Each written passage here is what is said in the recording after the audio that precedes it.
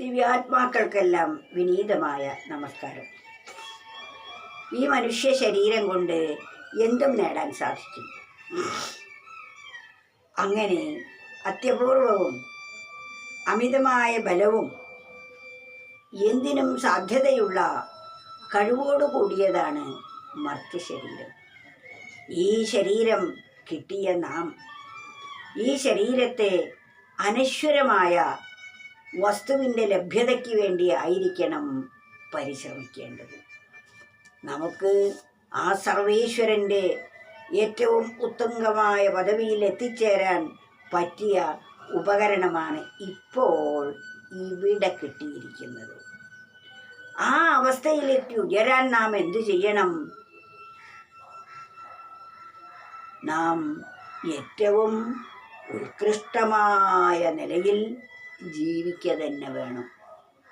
ദീനാനുകമ്പനം പുണ്യകർമ്മങ്ങൾ വല്ലതും ചെയ്തതോ മാത്രമേ നിങ്ങൾ ഉള്ളു നാളേക്കു രക്ഷയായി.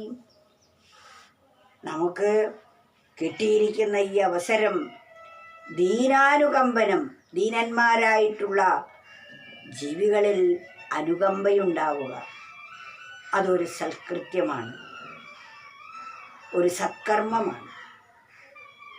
അങ്ങനെ നമ്മളാൽ കഴിയുന്ന ഉപകാരങ്ങൾ മറ്റുള്ളവർക്ക് ചെയ്യുകയും സർവേശ്വരനിൽ നമ്മെ തന്നെ സമർപ്പിക്കുകയും ചെയ്യുമ്പോൾ നാം കൃതാർത്ഥരായിത്തീരും. നമ്മളിൽ വന്നു ചേർന്നിരിക്കുന്ന മാലിന്യങ്ങളെല്ലാം നിർവീര്യമായി തുടങ്ങും. ആ സൽകൃത്യങ്ങളാണ് നമ്മെ ഇന്നത്തെ ഈ നിലയിൽ നല്ല ഒരു ശരീരവും നല്ല ഒരു മനസ്സും നല്ല ഒരു ബുദ്ധിയും ലഭിക്കാൻ കാരണമായിരിക്കുന്നത്. ദീനാനുകമ്പനം മുമ്പാം പുണ്യകർമ്മങ്ങൾ വല്ലതും. ദീനന്മാരായിട്ടുള്ള ആളുകളെ സഹായിക്കുക എന്ന പുണ്യകർമ്മം ചെയ്തതിൻ്റെ ഫലമായിട്ടാണ് ഇപ്പോൾ നമ്മൾക്ക് ഏറ്റവും നല്ല ഒരു മനസ്സും നല്ല ഒരു ബുദ്ധിയും ആരോഗ്യമുള്ള ഒരു ശരീരവും കിട്ടിയിരിക്കുന്നത്. ദീനാനുകമ്പനം മുമ്പാം പുണ്യകർമ്മങ്ങൾ വല്ലതും ചെയ്തതോ മാത്രമേ നിങ്ങൾക്കുള്ളു നാളേക്കു രക്ഷയായി. അതുമാത്രമേ നമുക്ക് നാളത്തേക്ക് ഉയർച്ചയ്ക്ക് കാരണമായിട്ടുള്ളൂ. നാം പണത്തിനും പദവിക്കും സ്ഥാനമാനത്തിനും ലോകം വെട്ടിപ്പിടിക്കാനും മറ്റുള്ളവരെ ദ്രോഹിച്ചും സംഹരിച്ചും ജീവിക്കുകയാണെങ്കിൽ നാം ഇരുളടഞ്ഞ മണ്ഡലത്തിലായിരിക്കും നമ്മുടെ വാസം. ആ ഇരുളിലേക്ക് മാറാതെ നാം വെളിച്ചത്തിലേക്ക് മാറണമെങ്കിൽ നാം സഹജീവികളോട് സ്നേഹവും നമ്മളാൽ കഴിയുന്ന സഹായം ചെയ്തു കൊടുക്കുകയും അവരിൽ അനുകമ്പയുണ്ടാവുകയും നമ്മുടെ മനസ്സ് സ്നേഹസമ്പൂർണമായി തീരുകയും ചെയ്യണം.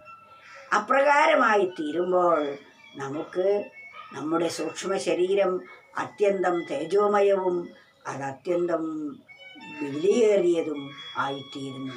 ഉത്കൃഷ്ടമായ ലോകത്തിലേക്കുള്ള പ്രവേശന കവാടം നമുക്ക് തുറന്നു കിട്ടും. അതാണ് നാം ചെയ്യേണ്ടത്.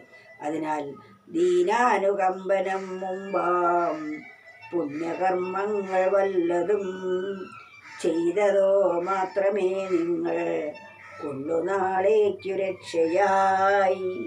അതിനാൽ നാളത്തേക്ക് നമുക്ക് രക്ഷ വേണമെങ്കിൽ നല്ല കൃത്യങ്ങൾ ചെയ്തുകൊണ്ടേയിരിക്കണം. നമ്മുടെ മനസ്സെപ്പോഴും ആത്മോന്മുഖമായി ജീവിക്കേണ്ടത് അത്യാവശ്യമായ ഒരു ഘടകമാണ്. അപ്രകാരം ജീവിച്ചാൽ മാത്രമേ നമുക്ക് സന്തോഷവും സമാധാനവും കൈവരിക്കാൻ സാധിക്കുകയുള്ളൂ.